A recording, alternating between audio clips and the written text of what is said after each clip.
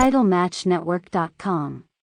Yeah, I was a wrestling fan in my youth, but then as I got older and of course joined the Navy and all that, then it disappeared for a while until Superstar Graham came along. Right. He was my inspiration. When I saw him, I thought I want to do what he does, and that happened actually when I came home on leave, my last leave of the Navy.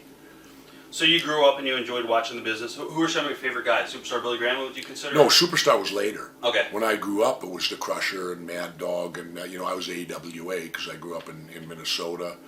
Larry Hennig and Harley Race were wrestling then, and the guy who trained me, Eddie Sharkey. How did you come in contact with Billy Graham?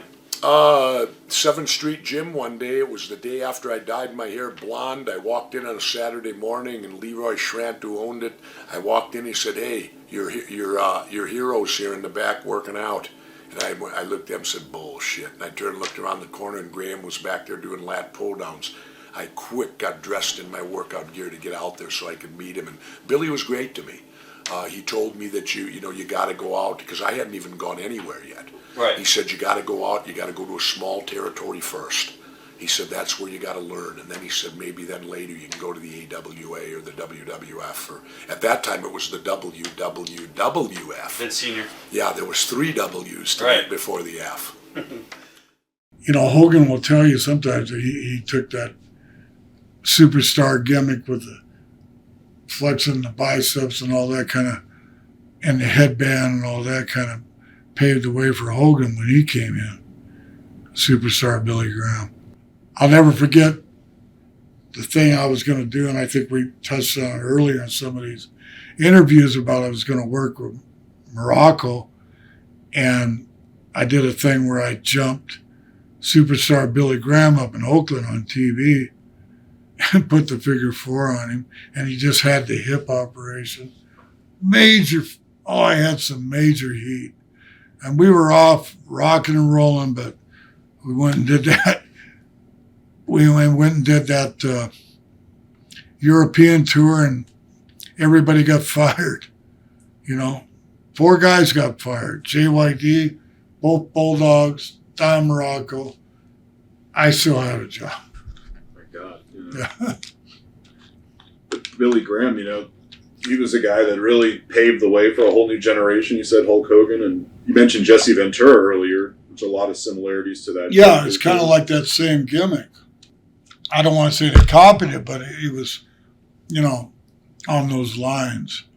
I mean, some people might say I copied Ric Flair with the Rose, but no, we came around, we did that ourselves.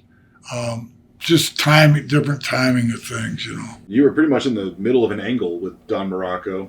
Do you remember what the plans were? Because I guess it just kind of abruptly ended. Well, Billy Graham came out as his manager, and I attacked him with that shin guard, and we were off and roll.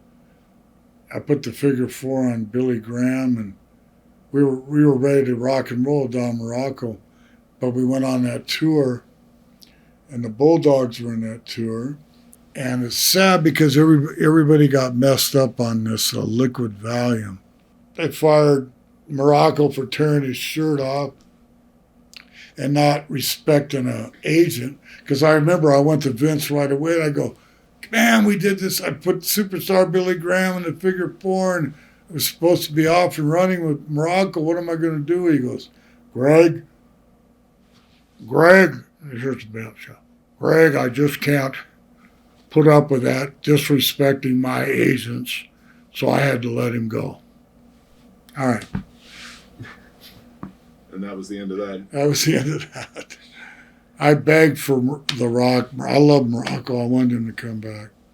But then I eventually got into the Ronnie Garvin thing. I think that came in after that. But early on with Barbarian, you wrestled Superstar Billy Graham. Man, oh man, oh man. It's Florida territory. It was late in his career. He had them guns, brother. I think Dusty Rhodes took a lot of his interviews and made them into his own. But what a night! He was a night off. He was light as a feather, but he was kind of on the rough side, you know. This is Casper, my cat. I bottle fed this cat. They said it's gonna die, and I said no, he ain't gonna die. And this is where he stays most of the time, except when somebody quit. Hey, don't need Pella. You also teamed with superstar Billy Graham in the AWA. What are your memories of that? Billy Graham was he was having a lot of problems there. He was starting to hurt. Nice guy though, to me and everybody. When I say a guy's a nice guy, he didn't cause problems. He would go in, hello to everybody, how you doing? How's your wife? How's your kids? Oh, nice, nice guy. You couldn't say nothing bad about him because he never talked about anybody to their face. I don't know what he said behind their back. I'm sure he talked a lot about me behind my back, which most of them did. Right. So,